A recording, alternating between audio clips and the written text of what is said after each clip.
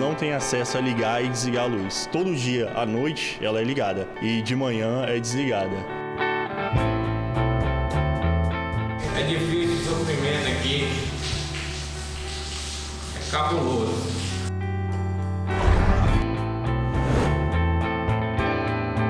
Para quem quer comprar o seu primeiro imóvel, é um bom momento. Pela estabilidade econômica, você pode se planejar na sua prestação.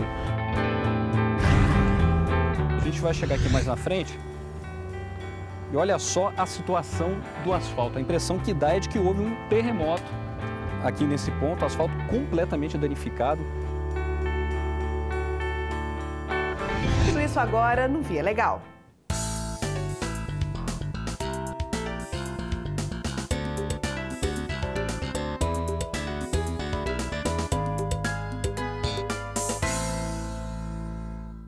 Rebeliões constantes, fugas, abusos de autoridade e o crime organizado sendo movimentado de dentro das cadeias. Este era o cenário vivido pelo país em 2004, quando o Sistema Penitenciário Federal foi criado. Hoje são 4 unidades que têm contribuído para resolver pelo menos parte desses problemas. Viviane Rosa esteve em uma dessas prisões para mostrar por que elas são consideradas de segurança máxima e o que ainda precisa ser aperfeiçoado no sistema. 12.000 metros de área construída. Equipamentos de segurança de última geração.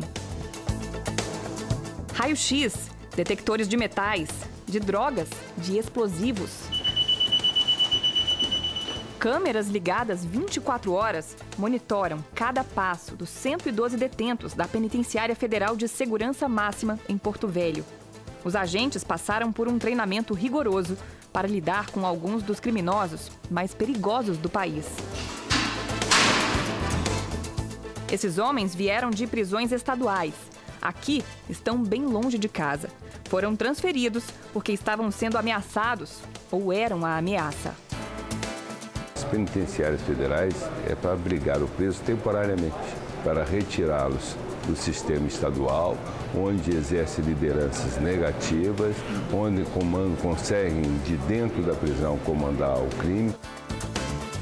Francisco Antônio Cesário da Silva, o Piauí, está em Porto Velho desde novembro do ano passado. Chefe da favela de Paraisópolis, em São Paulo, ele foi trazido depois de ser acusado de ordenar de dentro da cadeia a execução de policiais militares. Luiz Fernando da Costa, o Fernandinho Beiramar, também já esteve entre os internos daqui. Ele está preso há 11 anos, mas na avaliação da Justiça, só deixou de liderar o Comando Vermelho no Rio quando foi submetido ao rigor do Sistema Penitenciário Federal. A finalidade é exatamente essa, desarticular o comando do crime, o cérebro do crime. Da rotina às instalações. Tudo é organizado com o propósito de impedir que líderes de facções continuem se articulando. Se do lado de fora eles eram parceiros de crime, aqui dentro jamais vão se encontrar. Ao contrário dos presídios estaduais, onde vários internos dividem a mesma cela, no sistema federal, isolamento é palavra de ordem. As celas têm 7 metros quadrados e praticamente tudo é de concreto. A cama, o banco, a mesa, a prateleira e mais aqui à frente a pia e a parte externa do vaso sanitário. E aqui, em vez de chuveiro, tem um cano no teto. A água é acionada por um agente penitenciário e os 2 banhos do dia acontecem em hora determinada e são cronometrados, 5 minutos. Esse agente penitenciário, que não quer mostrar o rosto, explica que os presos não podem nem mesmo controlar a energia. A iluminação, eles não têm acesso a ligar e desligar a luz. Todo dia, à noite, ela é ligada.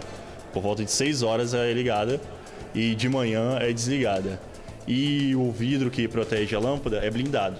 Não tem como ele quebrar. Robson acabou de chegar, transferido de uma cadeia de São Paulo, e estranhou. A cela não tem tomada. Lá tinha rádio, televisão, visita mais frequente, né? Aqui eu já acho que não vai ter nada disso.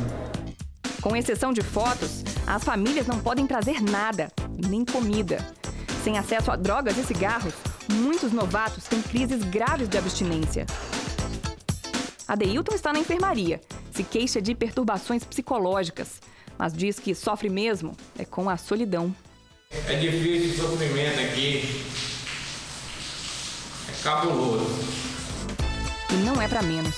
Quem cumpre pena aqui passa 22 horas trancado, não sai nem para comer.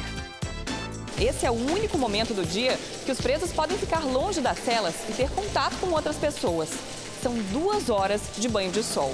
E quando o tempo não está bom, é debaixo de chuva mesmo, que eles desfrutam a hora mais esperada do dia. Grupos de no máximo 13 detentos se encontram no banho de sol. E para chegar até aqui é preciso seguir o protocolo de segurança. Ainda nas celas, os presos são algemados.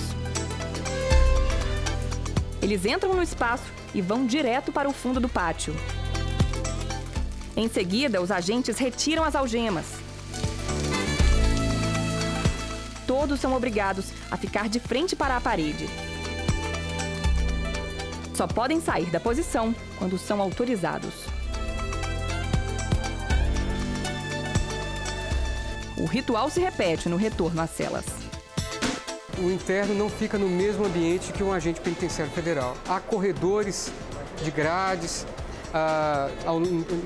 em vários pontos da penitenciária para que o interno passe sem que esteja no mesmo ambiente o agente penitenciário.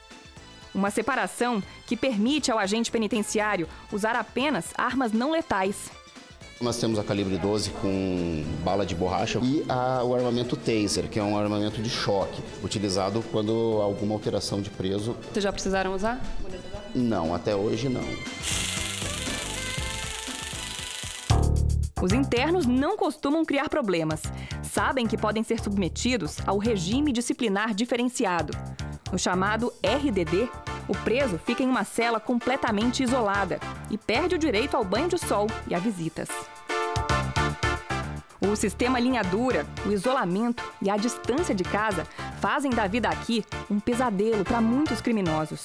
Mesmo sem superlotação, instalações precárias, nem relatos de maus tratos, todos querem voltar para um presídio estadual. Tudo mais difícil, é sozinho, não tem notícia, não tem nada, né? Que é mais complicado, né? Adeilson é de Boa Vista, Roraima. Está há 2 anos e meio sem ver a mulher e os 3 filhos. O mais novo, ele nem chegou a conhecer. O custo de vida mesmo muito caro, passagem, dificuldade para se instalar na cidade. O fato de estar longe da família, depressões são constantes, vem a saudade de filhos, falta às vezes de uma comunicação. Mas isso mexe muito com a gente aqui. Essa mulher, que não quer mostrar o rosto, é uma das poucas visitantes assíduas. Para encontrar com o marido toda semana, ela deixou a vida para trás em Campo Grande e se mudou para Porto Velho.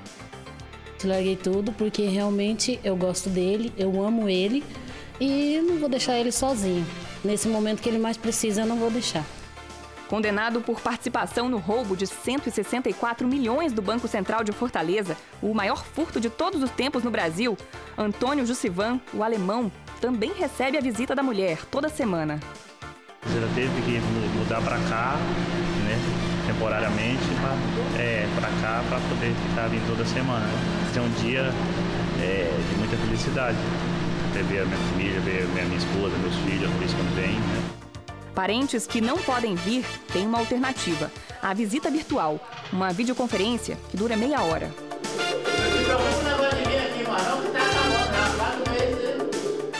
O modelo de funcionamento da penitenciária de Porto Velho é o mesmo adotado nos outros 3 presídios federais, instalados em Catanduvas, no Paraná, Campo Grande, no Mato Grosso do Sul e Mossoró, no Rio Grande do Norte.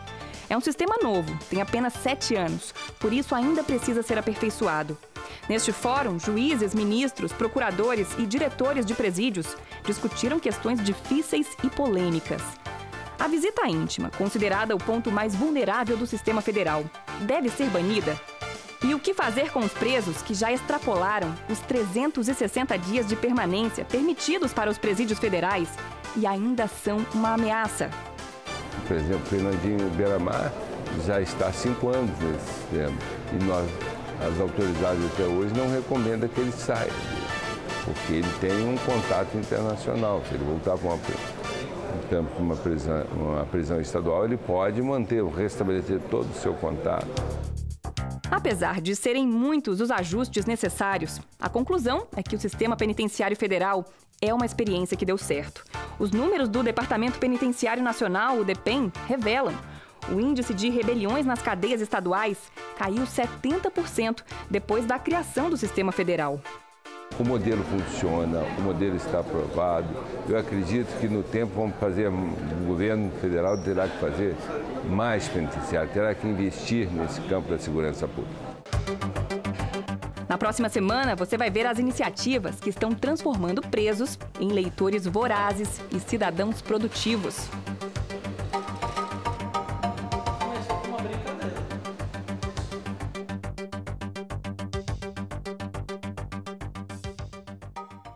Já houve uma época no Brasil em que a maioria das pessoas que financiavam um imóvel era obrigada a devolvê-lo ao banco porque não conseguia pagar as prestações. Hoje, esses casos são raros, mas ainda existem. Juliano Domingues conta a história de um contador que perdeu a casa depois de um longo histórico de inadimplência.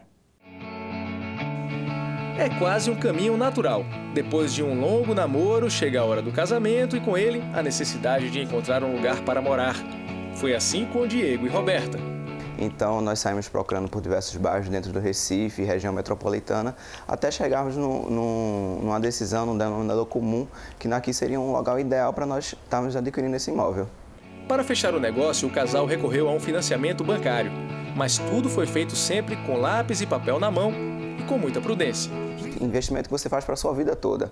Então, a preocupação para saber se os valores das parcelas iriam caber dentro do nosso orçamento foi um dos principais motivos que nós escolhemos aqui. Dados da Associação Brasileira de Créditos Imobiliários e Poupança, a ABCIP, indicam um recorde histórico. No ano passado, os financiamentos somaram quase 83 bilhões de reais.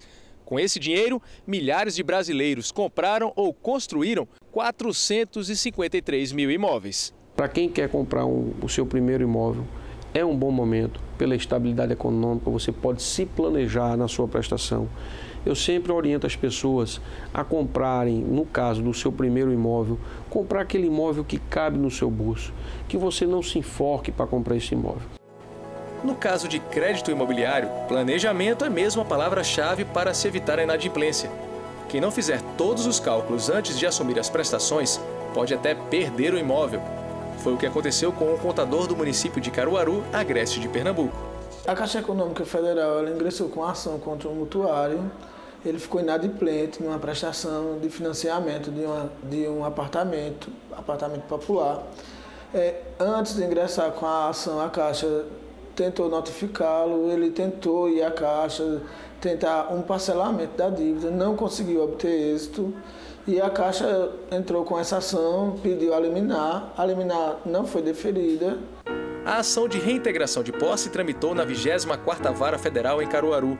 Por determinação da Justiça, o comprador deve devolver o imóvel ao banco. Decisão já confirmada pelo Tribunal Regional Federal da 5ª Região, no Recife. Nesses casos, a casa vai a leilão e o dinheiro volta aos cofres públicos para ser usado em outros financiamentos.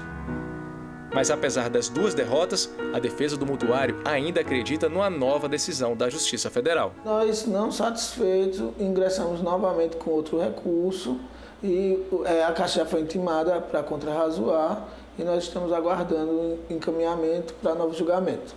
Apesar do aumento no número de financiamentos imobiliários, casos como esse têm se tornado cada vez mais raros no país. Nos últimos anos, a inadimplência só vem caindo. Passou dos 11,2% em 2003 para 1,8% no fim de 2012. Para evitar um processo judicial, é bom o mutuário ficar atento. Diante de dificuldades financeiras, o primeiro passo é procurar o banco e tentar um acordo em, no máximo, 90 dias. Hoje, por conta dessa taxa de inadimplência nossa controlada, hoje a gente tem poucos imóveis, inclusive, que vão a leilão. Se há uma solução financeira para a pessoa, a gente chega até, inclusive, às vezes, pegar a prestação e incluir novamente dentro do financiamento. Esse é o extremo da renegociação. Se você é mutuário da Caixa Econômica Federal e está com as prestações atrasadas, é bom procurar logo o banco para evitar a perda do imóvel.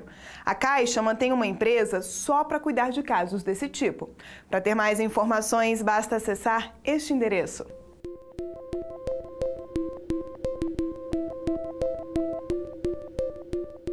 Acidente ou negligência? No fim do ano passado, um óleo altamente tóxico foi parar no mar do litoral de Santa Catarina.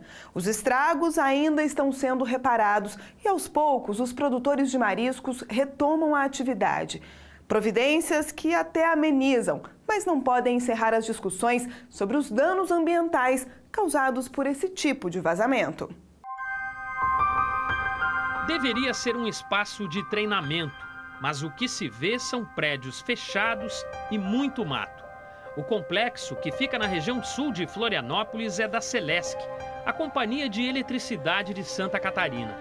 Em junho de 2012, teria sido repassado à Universidade Federal, que não ocupou a área. Resultado, no fim do mesmo ano, o descaso com esse patrimônio público acabou provocando um acidente ecológico grave. Cerca de 12 mil litros de óleo atingiram essa baía. Misturado ao produto, uma substância altamente tóxica, o ascarel. Foi proibido porque ele é um poluente orgânico persistente, ou seja, não existe nenhum animal na natureza que biodegrade ele, ou seja, ele é quase que eterno. Durante décadas, o ascarel foi usado como isolante térmico para evitar que os transformadores elétricos pegassem fogo. Mas há 32 anos, o uso foi proibido, porque exames comprovaram que o óleo é altamente cancerígeno. Bioacumulador, ou seja, os organismos acumulam isso no seu tecido. E o homem é topo de cadeia. Então essa substância ela vai se acumulando gradativamente e acumulando todo no ser humano. Esse material tão perigoso estava em 2 transformadores como estes. O vazamento aconteceu depois que vândalos roubaram as tampas dos equipamentos, que são de cobre. Maurício, que mora a poucos metros do local contaminado, não se conforma com o desastre. É um grande descaso com a população que vive diretamente ou não disso aqui, né? Esse aqui é o quintal da minha casa. Então, eu sabendo que isso acontece a todo momento, né? Não só esse fato, como outros fatos que ocorrem, sem que as nossas autoridades tomem uma providência, né? Apesar do vazamento ter acontecido no início de novembro, as primeiras providências para isolar a área só foram tomadas mais de um mês depois, quando a Fundação Estadual de Meio Ambiente afirma ter sido informada do problema. Fundamentado nesse fato, a Fátima, dia 10 de janeiro, interditou o local. Fez a interdição do local, principalmente das baías onde tem os criatórios de ostra e marisco. Então, desde então tem feito monitoramento e aplicou as devidas autos de infrações e está acompanhando agora todo o plano de recuperação ambiental na área. Ao Ministério Público, o caso chegou como denúncia e logo virou processo judicial. Na época, a suspeita era que o material tivesse atingido uma área de mais de 700 hectares de mar, exatamente onde estão as chamadas fazendas de mariscos e ostras. Por isso, a primeira providência do juiz que analisou a denúncia foi suspender a atividade, que responde por cerca de 90% da produção nacional. Foi aplicado o princípio da precaução, né? Porque justamente é melhor prevenir do que remediar. E foi justamente o que a Celesc não fez, não preveniu o dano ambiental. Agora ela está remediando o dano ambiental, que vai sair muito mais caro, né? Seu Vitor está entre os pescadores proibidos de trabalhar. A reclamação é pela demora no pagamento da indenização determinada pela Justiça. Botaram a placa ali na frente, aí todo mundo estava vendo a placa ali um pouco contaminado. Aí fizeram uma reunião aqui para ver como é que ficava isso aí, para ver se dava um dinheirinho para nós, uma cesta básica. A cesta básica eles estão dando todo mês. Já deram 3 cestas básicas. E dinheiro, por enquanto, não deram nada. Não vi marcou ainda, só papel assinado. Hoje, a interdição está restrita a 400 hectares. O restante da área foi liberado pelo juiz, depois que a Celesc apresentou laudos atestando que não havia indícios de contaminação no local. Em uma audiência de conciliação, a companhia elétrica negou ser a responsável pelo acidente, mas se comprometeu a recuperar a área afetada pelo vazamento do óleo. Em relação aos impactos sociais, a Celesc respondeu em nota que uma parceria com a Secretaria Estadual de Agricultura e da Pesca viabilizou o apoio financeiro aos produtores de mariscos diretamente afetados pelo embargo. Diante do compromisso da companhia em resolver o problema, o juiz que analisou o caso decidiu extinguir a ação. Mas ele impôs obrigações, como o pagamento de uma multa diária de R$100 mil caso a Celesc não apresente o estudo definitivo dos impactos ambientais causados na região. Mesmo assim, o assunto deve voltar a ser julgado. Dessa vez, aqui no Tribunal Regional Federal da 4ª Região. É que para o Ministério Público, as sanções impostas pela decisão de primeira instância não são suficientes para encerrar a questão.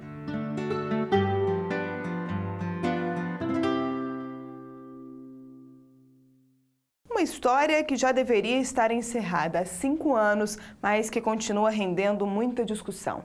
O governo ainda não conseguiu explicar por que gastou R$25 milhões apenas com aluguel de apartamentos.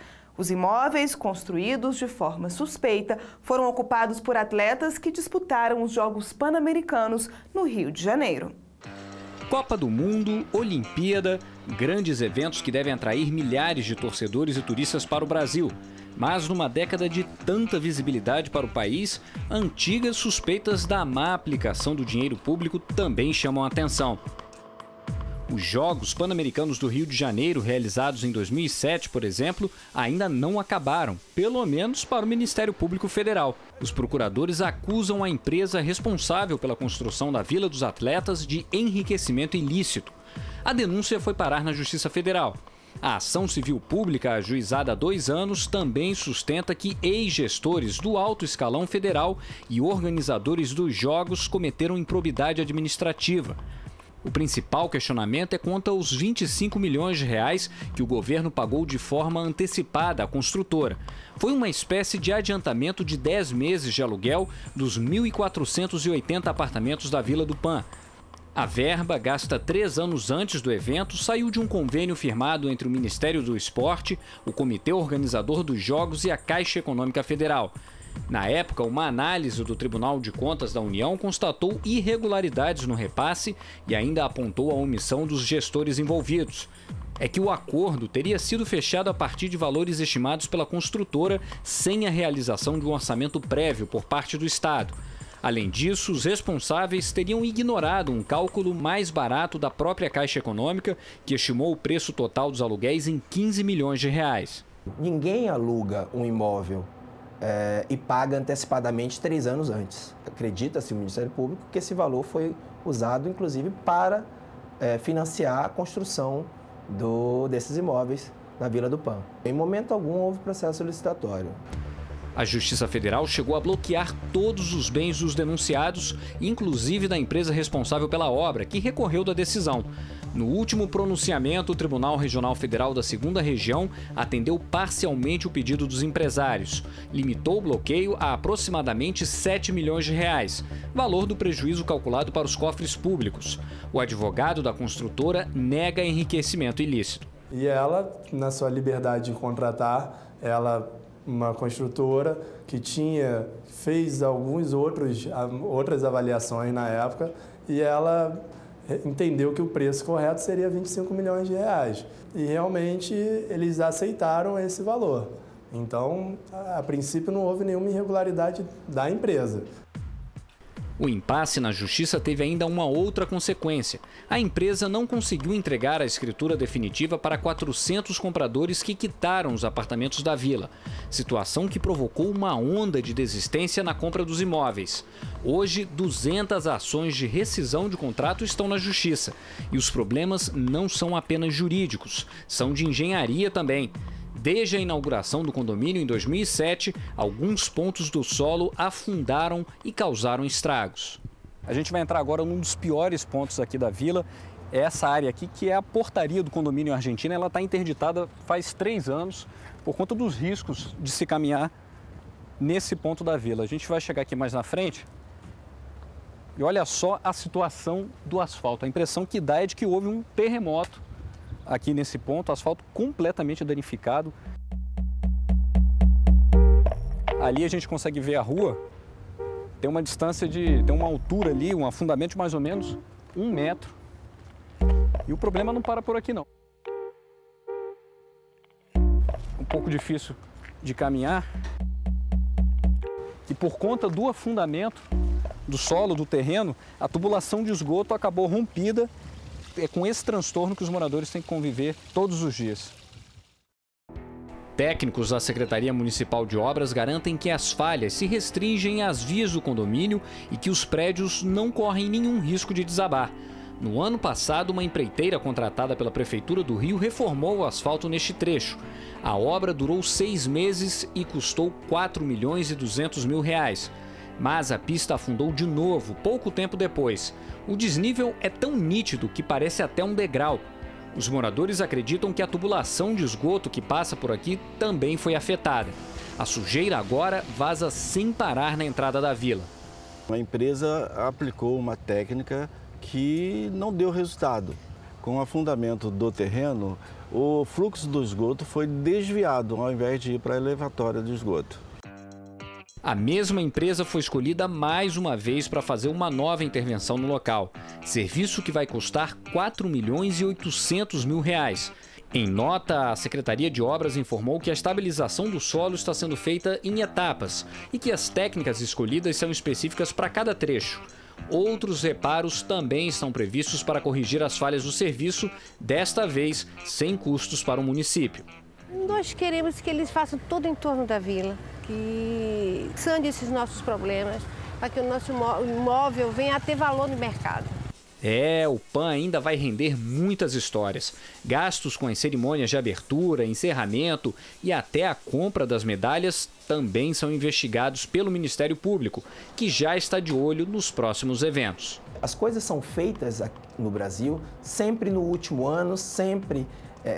E aí entra as questões de inexigibilidade de licitação, dispensa de licitação, porque eles não têm tempo para fazer. Então, vamos deixar tudo para cima da hora, como sempre?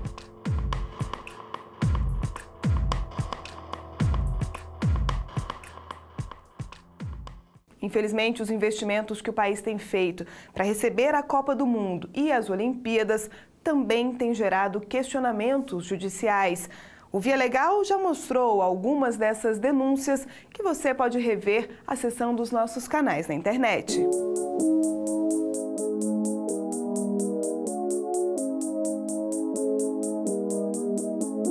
Na semana que vem a gente volta com outras decisões que transformam a vida de quem espera por justiça. Até lá!